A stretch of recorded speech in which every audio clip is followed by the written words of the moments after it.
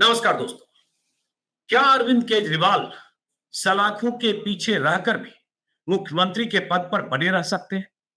क्या अरविंद केजरीवाल ईडी की कस्टडी में रहते हुए भी अपना कामकाज कर सकते हैं?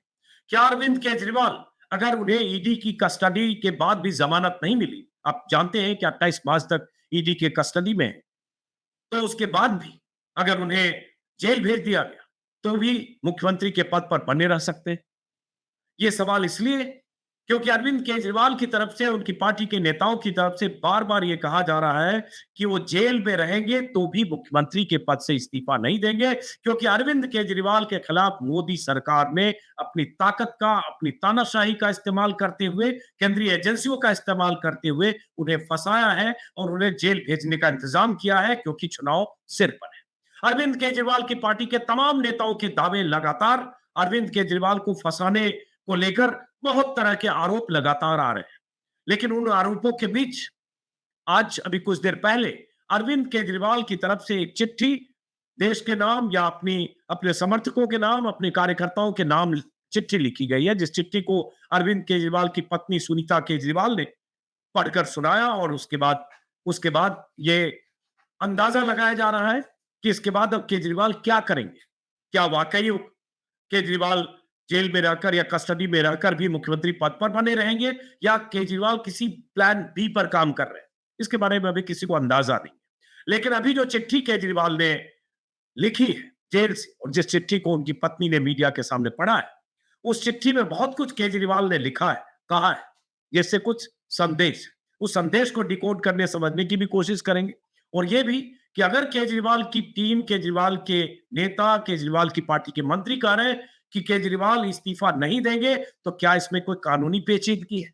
इस बीच आप जानते हैं कि विपक्ष के सारे नेता लगातार, इंडिया गठबंधन के नेता मोदी सरकार की मंशा पर सवाल उठा रहे हैं। सरकार को तानाशाही बताते हुए, मोदी सरकार को तानाशाह बताते हुए लगातार ये आरोप लगा रहे हैं कि किस तरह से विपक्ष के नेताओं को लगातार टारगेट किया जा रहा है और किस तरह से सिटिंग मुख्यमंत्री को एक केस में फंसाकर या एजेंसियों का इस्तेमाल करके सलाखों के पीछे भेजने का इंतजाम किया गया। तो इसी को विस्तार से समझेंगे। इस बीच आम आदमी पार्टी के नेताओं का, कार्यकर्ताओं का प्रदर्शन और विरोध भी जारी है, और विपक्ष के नेताओं की गोलबंदी और विरोध प्रदर्शन और बयान और चुनाव आयोग से शिकायतें, और लगातार ये कहना कि ये सरकार चुनाव के पहले किसी भी सूरत में विपक्ष को हर तरह से तोड़ना, कमजोर करना, आर्थिक तौर पर, मानसिक तौर पर और शक्तिहीन करना चाहती है। यह साजिश है मोदी सरकार की, यह विपक्ष के नेताओं का कहना। बहरहाल, हमारे साथ एक खास मेहमान है, एनके सिंह साहब, जिन्हें आप अक्सर हमारे यूट्यूब प्लेटफॉर्म पर देखते हैं, इसलिए बार-बार परिचय मैं दोहराऊँगा नहीं, क्योंकि परिचय भी दोहराते वक़्त मैं वही उन्हीं शब्दों का इस्तेमाल बार-बार करता हूँ, रिपीट भी होता है। तो सिंह साहब हमारे साथ हैं, और अभी सिंह साहब ने भी वो वीडियो देखा, सुनीता केजरीवाल ने जो अरविंद केजरीवाल का संदेश पढ़ा, और चूँकि इसमें कानूनी और संवैधानिक पेचीदगी है, अरविंद का केजरीवाल अगर गिरफ्तारी के बाद भी या जेल जाने के बाद भी इस्तीफा नहीं देते हैं, तो उस पेचीदगी को भी समझने की कोशिश करेंगे कि उसके मायने क्या है। क्योंकि ऐसा पहली बार होगा कि एक सिटिंग मुख्यमंत्री की गिरफ्तारी और उसके बाद उस मुख्यमंत्री की तरफ से ये कहा जाना कि हम इस्तीफा नहीं देंगे, चाहे जेल से सरकार क्यों न चाहे। तो बहरहाल, सबसे पहले सिंह साहब, आपका बहुत-बहुत स्वागत है। केजरीवाल की तरफ से जो संदेश है, सिंह साहब स्क्रीन पर हम वो दिखा रहे हैं, जिसे उनकी पत्नी ने पढ़ा है, जिसमें उन्होंने कहा है, मुझे गिरफ्तार कर लिया गया है, मैं लोहे का बना हूँ, मेरे शरीर का एक-एक कण देश के लिए है, मेरा जीवन इस संघर्ष के लिए हुआ है। कुछ देश के अंदर और बाहर की ताकतें भारत को कमज़ोर करना चाहती हैं, कुछ ऐसी ताकतें भी हैं जो देशभक्त हैं। हम देशभक्त ताकतों से जुड़कर फिर से देश को फिर से महान बनाना है, और बहुत सारी चीजें कही, उस पर विस्तार से जब आपसे बात करेंगे। तो पहले तो केजरीवाल का ये संदेश, और उसके बाद दिल्ली में केजरीवाल को जो अपार बहुमत जनादेश मिला, 67 सीटें और 62 सीटें, और उसके बाद अब केजरीवाल कस्टडी में, और पता नहीं उसके बाद जमानत नहीं मिली तो जेल जाएंगे। तो इस संदेश के बाद क्या लगता है, क्या दिल्ली की वो जनता जिसने केजरीवाल को चुना, आपात बहुमत से चुना, और चुनाव नजदीक है, इस संदेश को कैसे देखें? यही सोचकर केजरीवाल ने ये लिखा भी होगा। दरअसल इस संदेश को डिकोड करने और संदेश किसने दिया, इससे बहुत कुछ खुल जाता है। संदेश कौन दे रहा है? उनकी पत्नी सुनीता केजरीवाल।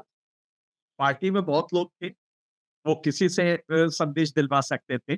बहुत सारे लोग हैं पार्टी में और किसी से संदेश दिलवा देते, लेकिन उन्होंने अपनी पत्नी से दिलवाया। इसके 2 फायदे हैं। आने वाले दिनों में अगर ऐसी स्थिति बनती है, तो उनकी पत्नी उनका उत्तराधिकारी के रूप में इमर्ज करेंगी, ये एक संदेश है। और दूसरा ये संदेश है कि भारत में चूँकि परिवार एक इम्पोर्टेंट पक्ष होता है, तो परिवार की पत्नी ने वो इमोशनल जो वो टच था उस पूरे उसको उन्होंने पढ़ा कि मेरे पति अरविंद केजरीवाल जेल में हैं और ये भारतीय जनमानस को बड़ा अपील करता है। और उसका पहला ही सेंटेंस अगर आप गौर से पढ़ें, तो पहला ही सेंटेंस अगर आप देखेंगे, तो वहाँ से वो शुरू हो जाता है और पीछे लगा क्या हुआ है? डॉक्टर अंबेडकर का फ़ोटो लगा हुआ है और भगत सिंह का फ़ोटो। इसमें उन्होंने कहा है माताओं-बहनों से अपील की है कि अगर अपने इस बेटे और भाई को देखना चाहते हो कि लोहे का बना हुआ है और देश के लिए काम करे, तो मंदिर जाओ उसके लिए दुआ करो। इसमें एक और मैसेज है, मंदिर जाओ दुआ करो। इसमें मोदी जी की वो काट है, लोहे के बने हैं, मोदी जी के 36 इंची सीने का काट है और आज तक अरविंद ने जो वादा किया है, कभी क्या हुआ है कि नहीं पूरा हुआ हो? ये मोदी जी के उस जो नारा है कि मोदी ये मोदी का वादा है, ये उसका काउंटर है। उसमें अगर आप संदेश को देखें, तो मोदी के हर उस प्लान को काटा गया है और अपील से काटा गया है। एक आदमी जेल से एक संदेश दे रहा है। तो ये काफ़ी इमोशनल है और काफ़ी वो जब आप दिखाएँगे तो लोग समझेंगे उसको। लेकिन इश्यू ये है कि सुनीता से मैसेज इसीलिए पढ़वाया गया है क्योंकि उनकी पत्नी से जो खुद आईआरएस ऑफिसर रही हैं और रिज़ाइन किया है, ताकि उसमें फैमिली का टच आ जाए और ये अपील करता है। ये इमोशनल कार्ड को झंकृत करता है। तो पत्नी से करवाया और दूसरा ये कि फ्यूचर के लिए भी एक मैसेज है कि अगर ज़रूरत पड़ी तो सुनीता हमारी उत्तराधिकारी ये भी इसका एक मैसेज है। और हो क्यों ना? क्योंकि खतरा ये है अरविंद केजरीवाल को कि अगर किसी तरह विक्लम करके सरकार हटाएँगे, प्रेसिडेंट रूल लगाएँगे, ये सब हो सकता है या हम नहीं रहे चीफ मिनिस्टर और कोई और रहा, तो ये भरोसा करना मुश्किल होगा कि बीजेपी का सरकार की ईडी कब उसको तोड़ दे और पता लगा चीफ मिनिस्टर पूरा का पूरा ही चीफ मिनिस्टर ही चला गया बीजेपी में। क्योंकि ये शक बीजेपी पे सभी पूरे देश में इस समय हो रहा है कि कौन-सी ईडी रात में किसके घर पहुँचे और अगले दिन वो कह दे कि साहब मुझे तो मोदी जी में भरोसा है। तो ये डर भी है, लिहाज़ा उसको बहुत खूबसूरती से सुनीता से ये डर नहीं है, उनकी पत्नी है। लिहाज़ा कोई भी इस तरह की जब सिचुएशन आती है, तो आप जो मोस्ट रिलायबल आदमी होता है, क्योंकि उसमें वो ईडी से नहीं डरेगा, पति जेल में है। इसलिए वो उसको रखेंगे। अच्छा ये भी है कि सुनीता रहेंगी तो कंट्रोल एंड कमांड रिलायबल होगा, इफेक्टिव होगा। तो ये एक मैसेज भी है। ये आपका लेकिन आकलन है अभी अभी आपका आकलन है कि प्लान बी उनका ये होगा अगर कोई ऐसी स्थिति आई जी, इस्तीफा देने की हम इसी नौबत पे आ आई रहे तो हैं हाँ, कि अजी नहीं ये प्लान बी कोई ना बनाए ये पॉसिबल नहीं। प्लान बी हमेशा बिल्कुल। रखा जाता है, ये हमारा इसी से आकलन है। लेकिन सिर्फ इसका छोटा-सा लॉजिक है कि सुनीता पॉलिटिक्स में नहीं है, आपके किसी भी पद पे नहीं है। उनसे ये निभाना, ये पर्सनल टच है, फैमिली टच है और इमोशनल टच है। ये जानबूझ के किया गया है। अब इसका दूसरा पहलू लेते हैं। क्या अरविंद केजरीवाल देश वहाँ से रह के, जेल से रह के मुख्यमंत्री बन के चला सकते हैं? इसके 2 हाँ, एस्पेक्ट उसी सवाल मैं सवाल पहले एक बार ये कर लूँ कि चूँकि जो अरविंद केजरीवाल की पार्टी के जो लीडर्स हैं, आतिशी का बयान तो परसों ही आ गया था, लेकिन उनके जो राज्यसभा सदस्य हैं, उनकी तरफ से कहा गया जो अरविंद केजरीवाल के नेतृत्व संदीप पाठक जो बहुत ही अहम उनकी स्थिति है आम आदमी पार्टी में केजरीवाल के बाद जो 2-3 लोग हैं उनमें, जिसमें उन्होंने कहा सीएम पद से इस्तीफा नहीं देंगे, जेल से ही सरकार चलाई जाएगी और एक-एक करके सारे नेता लगभग बोल रहे हैं। अब सवाल उठता है जो हमने इसके कई पहलू एक-एक करके हर पहलू पर बात करेंगे कि क्या जैसे जैसे जो मंशा दिख रही है एजेंसियों की और जिस तरह से 1 साल से ज़्यादा वक़्त से मनीष सिसोदिया जेल में है, फरवरी पिछले साल और उसमें अक्टूबर में संजय सिंह की गिरफ्तारी हो गई, तो उनके भी अक्टूबर, नवंबर, दिसंबर और 3 महीना ये जोड़ लें, 5 महीने से ज़्यादा संजय सिंह और भी बाकी गिरफ्तारी होगी। तो ये लगता है कि अगर वो जेल गए और वो 9 बार संबंध के बाद उन्हें गिरफ्तार किया गया, तो सारी तैयारी होगी कि 2, 4, 6 महीने हो सकता है कि जेल से बाहर ना आए, वो सुप्रीम कोर्ट या अदालतें तय करेगी उन्हें ज़मानत मिलती या नहीं। हम तो अभी इफ एंड बट में बात कर रहे हैं। तो उस स्थिति में क्या 2 महीने, 1 महीने, 3 महीने अगर रहना पड़ जाए, तो क्या जेल से कोई मुख्यमंत्री सरकार चला सकता है? उसकी एक संवैधानिक दिक्कत और दूसरी उसके एग्जीक्यूटिव पार्ट की जो मुश्किल है, काम करने की, कार्यप्रणाली की, कैबिनेट मीटिंग होती है, कैबिनेट नोट्स होता है, फैसले करने होते हैं, सिग्नेचर करना होता है, अफ़सर से लेकर मंत्रियों से मुलाकातें होती है और जेल में बंद जब होते हैं, तो जेल की सीमाएँ और दीवारें और वहाँ के प्रोविज़न। अब आप बताइए सिंह साहब, ये मुमकिन है क्या? ये चूँकि 3 क्वेश्चन इसमें है इसलिए स्टेप बाय स्टेप बताना पड़ेगा। पहला क्वेश्चन ये है कि क्या कानूनी रूप से विधि सम्मत ये है कि वो वहाँ से सरकार चलाए? भारत के संविधान में और खास करके दिल्ली के संविधान में जो आर्टिकल 239 ए दिल्ली के लिए एक अलग से संविधान में वो है उपलब्ध उपबंध है। 239 ए के सेक्शन 4 में वही है जो कि भारत के अन्य संविधान में है जिसमें प्राइम मिनिस्टर आता है, चीफ मिनिस्टर आते हैं, शब्दावली वही है और उसपे सीधा-सा है there shall be a council of minister with chief minister at the head to aid and advise in the exercise of function of the lieutenant governor. ये उसकी शब्दावली है। इसका मतलब कि इसकी सलाह पे लेफ्टिनेंट गवर्नर सरकार चलाता है। इसके बाद कुछ नहीं है। सेक्शन सब क्लॉज 8 में लिखा है, जो कि पार्लियामेंट के लिए भी है, अन्य राज्यों के लिए भी है, कि कोई भी ये जो सरकार है वो विधानसभा के प्रति जवाबदेह होगी मतलब कि अगर उसकी मेजॉरिटी है तो वो सरकार में बना रहेगा। अब इसके बाद साइलेंट है, संविधान कहीं नहीं बोलता है कि आप कहाँ रह के सरकार चला सकते हैं। संविधान में कुछ शून्यताएँ हैं जिसको जब भरती जब है। तक आप कन्विक्ट नहीं जब तक कन्विक्ट नहीं है। हाँ, वो तो क्लॉज़ अलग हो गया कि जब ठीक है। तक आप 2 कम से कम 2 साल के लिए कम कन्विक्ट नहीं, हुँ, ये क्लॉज़ तो एक अलग हो गया। बिल्कुल। कि आप चलिए हम कन्विक्ट उसमें अभी तो गिरफ्तारी पे चर्चा हो रही है। हुँ, तो इसमें कहीं नहीं ये है कि आप कर सकते हो, वो तो बाकायदे कानून है ना।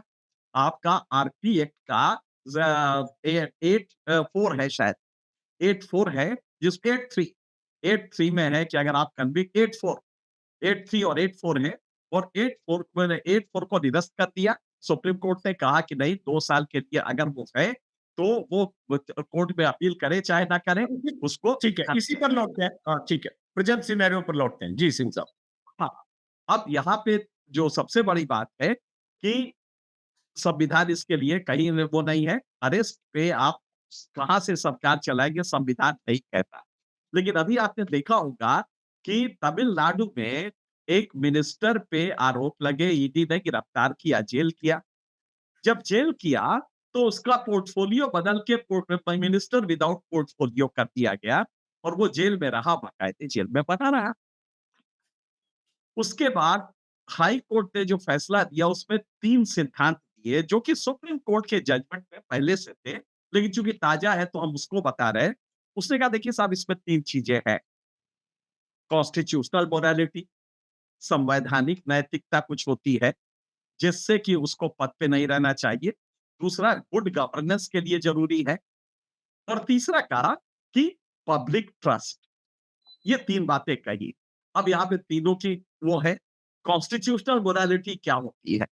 कॉन्स्टिट्यूशनल मोरालिटी में डॉक्टर अंबेडकर ने जब संविधान में इस डॉक्ट्रिन के वो किया जा रहा था, मतलब इस डॉक्ट्रिन को वो किया जा रहा था, डिस्कस किया जा रहा था, तो बाबा अंबेडकर ने बहुत अच्छी एक बात कही कॉन्स्टिट्यूशनल मोरालिटी को लेके। कहा constitutional morality would mean effective coordination between conflicting interests of different people and the administrative cooperation to resolve them amicably without confrontation amongst the various groups working for the realization of their ends at any cost. मतलब कि इसमें प्रशासन का काम जब different groups clash कर रहे हो, तो इसको सुलझाने का वो होना चाहिए। ये शर्त है कॉन्स्टिट्यूशनल मोरालिटी। अब घटना देखिए, अरविंद केजरीवाल को चुनाव के दौरान गिरफ्तार किया गया। अरविंद केजरीवाल 6 राज्यों में कम या ज्यादा परसेंटेज ऑफ वोट्स है, नेशनल पार्टी है, और एक राज्य में पूरी तरह है, एक राज्य में दिल्ली दिल्ली ऐसा राज्य है। तो आप समझ सकते हैं कि ऐसे में एक बड़े लीडर को आपने ईडी पे डाला है। अब आपने जो सवाल किया कि ईडी, मनी ट्रेल और ये तमाम सब जो ईडी जो नहीं, नाटक करा पहले इसी पर आता हूँ। नहीं, नहीं, ये उस पे बाद में पहले इसी पर आता हूँ कि भाई ठीक है, कॉन्स्टिट्यूशनल मॉरलिटी की आपने व्याख्या की और संविधान में ये नहीं है कि आप जेल में हैं तो आप अभी आपको इस्तीफा देना पड़ेगा। चलिए, आपने बताया। अब बात आती है कि जेल में रहकर सरकार चलाने की प्रैक्टिकलिटी। भाई एक मुख्यमंत्री को बहुत एक मिनट मैं उसमें वो हो जाएगा। जो मिनिस्टर विदाउट पोर्टफोलियो था तमिलनाडु का, उसके पास तो कोई काम ही नहीं था। उसके पास तो कोई फाइल नहीं आ रही थी क्योंकि पोर्टफोलियो ही नहीं था। तो वो क्यों हटाया गया? एक्चुअली मिनिस्टर विदाउट, ये जो लोग कहते हैं ना कि उसके साथ फाइल कैसे आए, कि फाइल जैसे आज कहा गया कि साहब फाइल की सीक्रेसी कैसे रहे, कि मान लीजिए सेक्रेटरी फाइल लेके आता है तो जेल के अथॉरिटी देखेंगे कि भाई क्या चीज है, आप लेके क्या जा रहे हैं, उस फाइल में क्या नोटिंग है, वो जेल के ये सब कहा जा रहा है। लेकिन अगर अरविंद केजरीवाल ये कहे कि साहब मुझे कोई फाइल दस्तखत है, हमने सारी पॉलिसी बना दी है, सब कुछ हो चुका है, अगर या वो कुछ मिनिस्ट्री चीफ मिनिस्टर के पास कोई पोर्टफोलियो ना रहे, सब जो उनके जो 6-7 मंत्री हैं, उनको बांट दिया जाए कि ये सब वो फैसले वो करें। बांट दे। तो इसलिए अगर वो ये करना चाहते, यही तो हम बार बार यही कह रहे हैं कि ये करना चाहे तो संविधान कुछ नहीं कर सकता, क्योंकि संविधान ये वर्णित ही नहीं है। तो वो पोर्टफोलियो सबको दे दे, सभी दस्तखत करे अपना करे, कहीं नहीं लिखा है कि चीफ मिनिस्टर लेकिन थोड़ी क्यूरियोसिटी के हिसाब से बीच बीच में काउंटर करते जाते हैं कि कुछ फैसलों के लिए कैबिनेट मीटिंग जरूरी होगी, होगा, मीटिंग जरूरी होगी और कैबिनेट नोट्स भी चाहिए, उसमें चीफ मिनिस्टर का प्रेजेंस होना चाहिए या नहीं? नहीं, मेरी नामौजूदगी में रामलाल इस कैबिनेट को हेड करेंगे, बस इतना ही कहना है। There shall be a council of minister with chief minister at the head. जब ये लिखा जाता है तो chief minister at the head का मतलब हर बार वही रहेगा ऐसा नहीं। हर बार सिर्फ ये है कि हर बार कोई ना कोई जो नॉमिनेट किया जा रहा है वो इसको हेड कर रहा है। ये काउंसिल ऑफ मिनिस्टर का फैसला होता है, जो फैसले होते हैं नीतिगत वो काउंसिल के होते हैं, तो इसलिए वो कोई कंसीडर नहीं है। आप कह रहे हैं कि काम करने में फंक्शनैलिटी में आपके हिसाब से कोई ऐसी पेचीदगी नहीं है, जो जो जिस तरह से आपने अलग अलग करके बताया कि ये अगर चीफ की मिनिस्टर पोजीशन है, हाँ हाँ ये वर्किंग की पोजीशन है। हाँ सॉरी ये तो तर्क में जो हमने तर्क की पोजीशन, जो मतलब क्योंकि बीजेपी लगातार ये कहेगी और आने वाले दिनों में प्रेसिडेंट रूल का बहाना यही सब लिया जाएगा, तो इसी को हम जनता को पहले से आगाह करना चाहते हैं कि तर्कशास्त्रीय रूप से कोई भी ऐसी व्यवधान नहीं है। अब जरा देखिए, वो कहेंगे कि साहब इससे गवर्नेंस नहीं हो पाएगा। क्या आपको मालूम नहीं है कि 9 मेंबर मुंबई जजमेंट में स्पष्ट लिखा है कि good governance can not be a reason for imposing president's rule. Good governance के नाम पे आप प्रेसिडेंट रूल नहीं लगा सकते, ये साफ साफ लिखा है 9 मेंबर कॉन्स्टिट्यूशन बेंच। लिहाजा गुड गवर्न, ये कहें कि साहब वहां से गवर्नेंस कैसे होगा?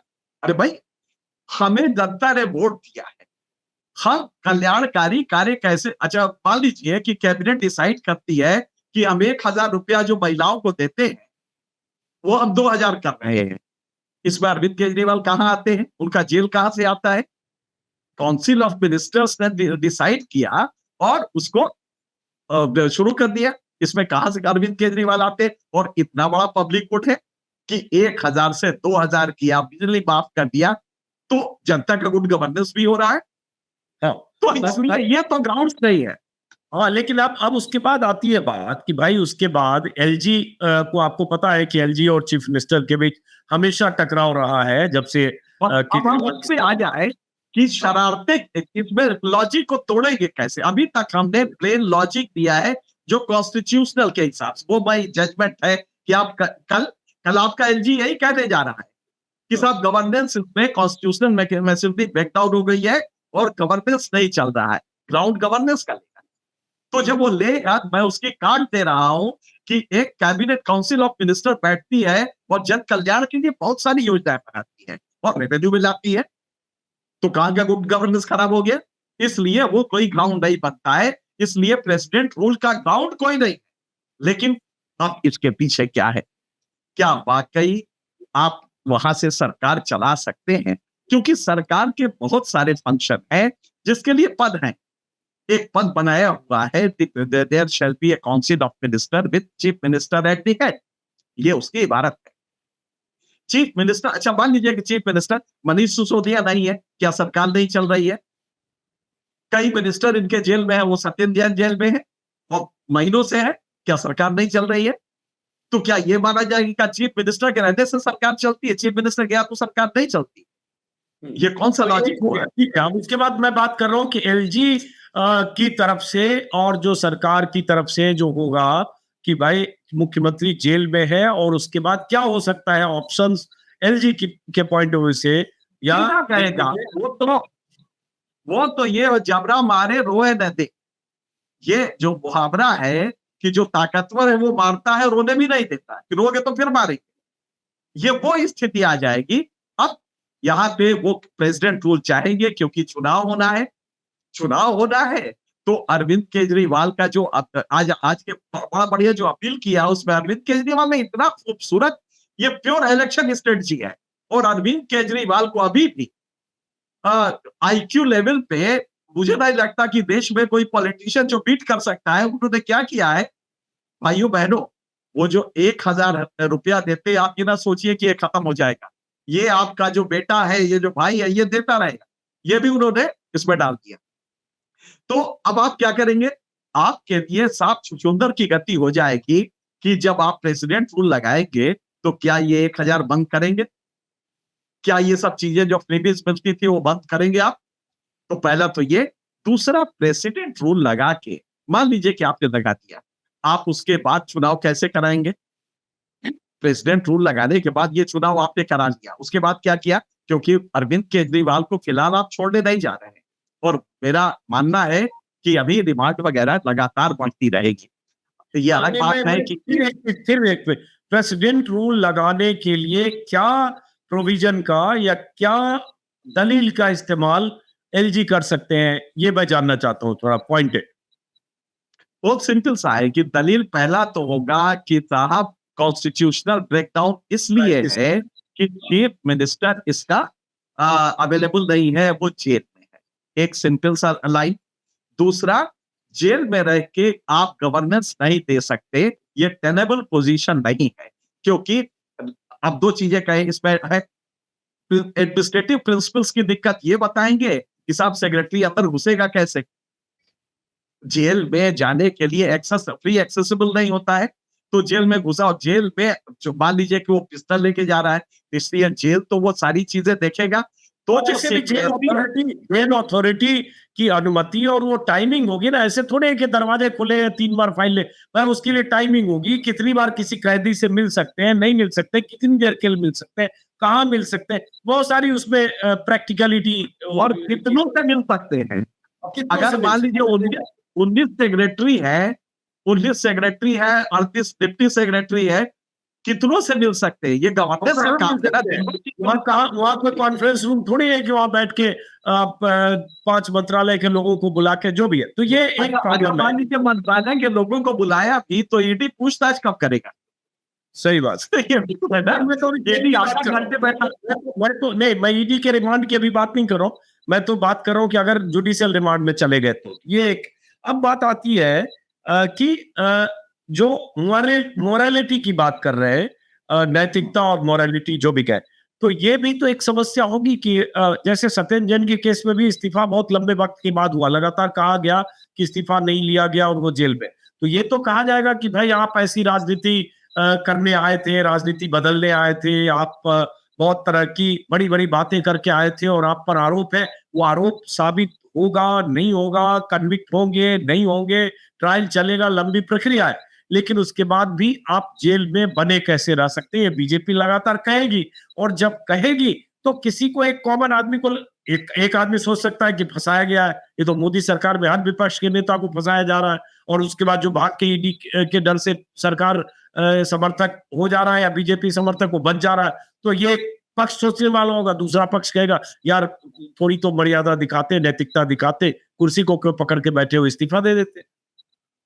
और जब दोष रिवर्स दिखाते हैं इसका रिवर्स लॉजिक ये है कि आपने ऐन चुनाव में उसको बंद कर दिया, वो चीफ मिनिस्टर जो 70 में से 62 सीटें और 48-49% वोट लेके आता है।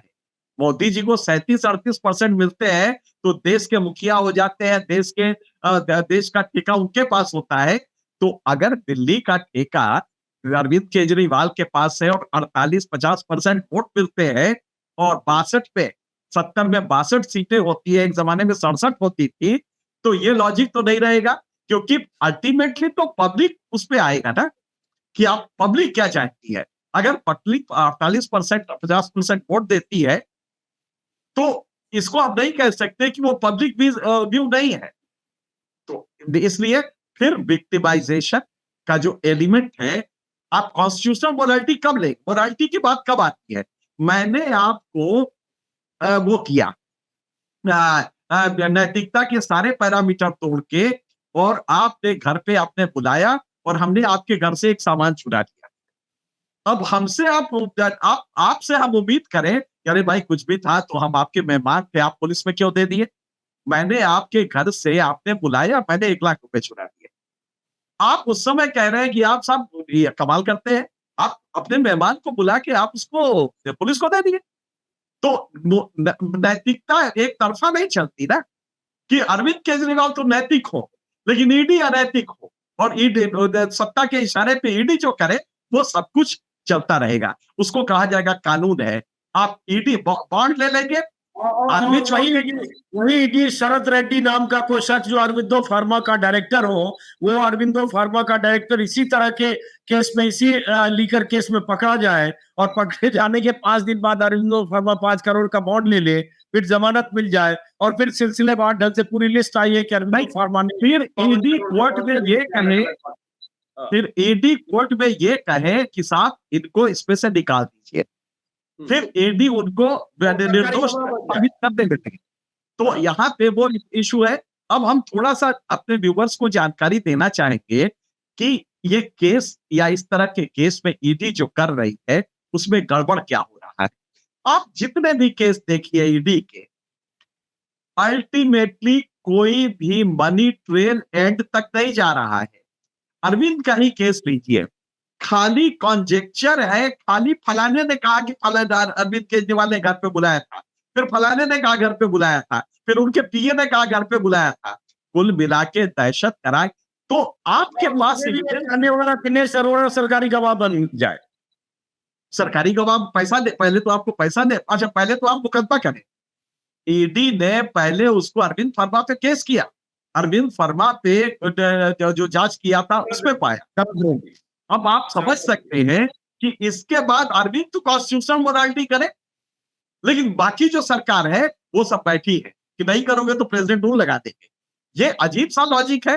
तो अब ईडी की बात आती है, क्लियर कट ईडी के अगर आप सेक्शंस को पढ़ें तो बहुत स्पष्ट है कि इसमें आपका प्रेडिकेट क्राइम पहले तो हो कि एक कोई क्राइम जिसका पैसा उन्होंने मनी लॉन्ड्रिंग के थ्रू दिया हो, तभी ईडी का रोल आता है। प्रेडिकेट क्राइम तो राज्य की पुलिस देखेगी। मान लीजिए कुछ शराब के धंधे में कमाया है, तो ये तो राज्य की पुलिस देखेगी नहीं, ये आपके पास तो है नहीं। अब कूद के ईडी पहुंच जा रहा है। आप ताज्जुब करेंगे कि तमिलनाडु में डीएम से पूछ रहा है कि ये बताओ कोई केस है। डीएम को फोर्स कर रहा है कि जरा डिटेल दो। तो तुम्हारे पास प्रेडिकेट क्राइम है नहीं और तुम मनी ट्रेल पे लग गए हो। फिर मनी ट्रेल का पैसा मिला क्या इसका अब क्या करेंगे? वो गोवा में खर्च हो गया, अब तो खर्च हो गया, उसका कौन सा प्रूफ मिलेगा? तो ये जो केसेस बन रहे हैं ना, ये एक मजाक है। मुश्किल ये है कि देश की सुप्रीम कोर्ट ये क्यों नहीं समझ रही है कि ईडी को के जो ये प्रोविजंस है, एक तो ये है कि उसमें कहा गया कि साहब एक जजमेंट आया सुप्रीम कोर्ट का कि साहब बिना प्रेडिकेट क्राइम के भी मनी लॉन्ड्रिंग में अरेस्ट हो सकता है, जो कि बहुत ही गलत जजमेंट था। सुप्रीम कोर्ट उसको 5 मेंबर बेंच देख रहा है, क्योंकि अगर प्रेडिकेट क्राइम नहीं है तो आप हवा में जा रहे हैं कि साहब, तो फिर अगर वो क्राइम से जनरेट ही पैसा नहीं हुआ है तो ईडी कैसे, ईडी का अस्तित्व क्यों है? इसका नाम ये किस कानून के तहत आया है? Prevention of money laundering act, यही है ना इसका।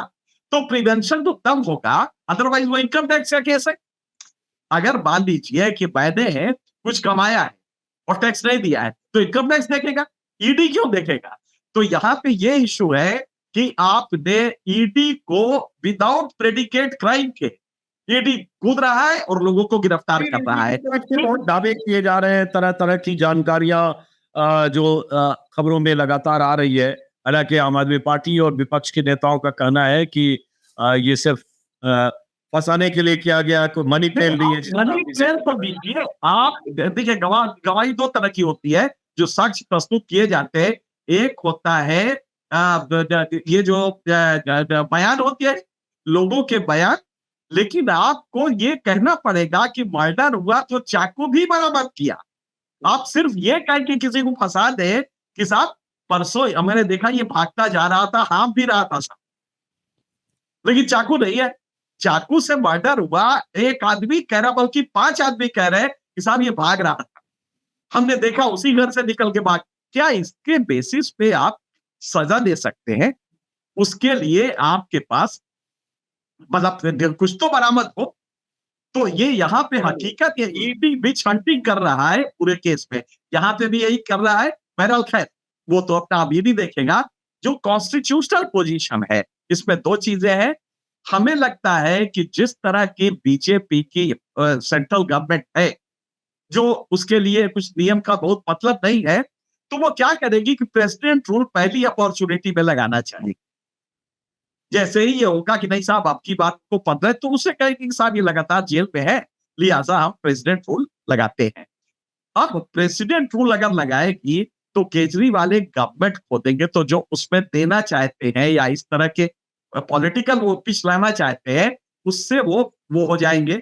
इसलिए हर हालत में उनको बेहतर यही होगा कि एक कोई व्यक्ति अपना बैठा दे, नामित व्यक्ति जो रिलायबल हो, और रिलायबल इस कदर हो, और रिलायबल मिल जाएंगे, और हो सकता है उनकी पत्नी ही हो।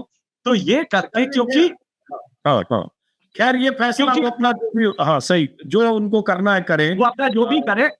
हाँ। लेकिन इस खतरे को जो हम अपने व्यूअर्स को जो बताना चाहते हैं कि वो प्रेसिडेंट रूल लगाने के लिए जीभ लपलपा रहे हैं केंद्र सरकार, और प्रेसिडेंट रूल के लिए आपको कुछ नहीं, एक छोटी सी रिपोर्ट चाहिए कि साहब कॉन्स्टिट्यूशन ब्रेकडाउन हो गया, but this can not be carried out in accordance with the provisions of this constitution, ये जुमला है, और इसको लेके एक इबारत लिख दी जाएगी और प्रेसिडेंट रूल लग जाएगा। तो दिल्ली की 7 सीटों पे फिर बीजेपी अपने हिसाब से चीजें करेगी, जनता की सेवा करेगी।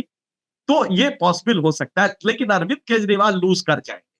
तो हमें लग रहा है कि एक ही तरीका है कि इसको इस तरह से किया जाए। जी चलिए, बहुत बहुत शुक्रिया एनके सिंह साहब। अब क्या होता है आने वाले समय में? 28 मार्च तक ईडी की रिमांड पर है अरविंद केजरीवाल, उन्हें जमानत मिलती है या उसके बाद फिर कस्टडी बढ़ती है या फिर न्यायिक हिरासत में जाते हैं, और उस बीच क्या होता है? क्या अरविंद केजरीवाल, जो अभी उनकी पार्टी कह रही है कि वो जेल जाए चाहे कस्टडी में रहे, मुख्यमंत्री पद पर बने रहेंगे, क्या यही फैसले पर टिके रहते हैं केजरीवाल और उनकी पार्टी इसी पर टिकी रहती है, या कोई प्लान बी है? या आने वाले वक्त में जैसी इस पर कोई डेवलपमेंट होगा हम लोग चर्चा करेंगे। फिलहाल बहुत बहुत शुक्रिया सिंह साहब, बातचीत करने के लिए बहुत शुक्रिया, और तमाम दर्शकों का भी बहुत बहुत शुक्रिया।